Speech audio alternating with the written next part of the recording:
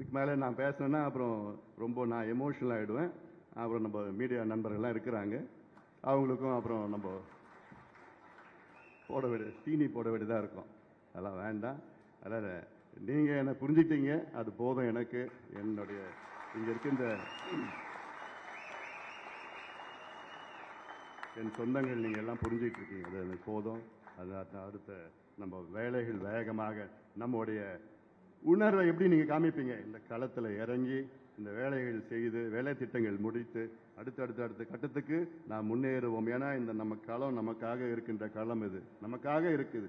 அது நிச்சயமாக நல்ல வகையிலே ஆக்கப்பூர்வமான வழியிலே உங்களை நான் வழி நடத்துவேன். நம்முடைய மருத்துவர் ஐயாவுடைய கொள்கைகளை நாம் நிறைவேற்றுவோம். அவர் கண்ட கனவை நாம் நினைவாக்குவோம்.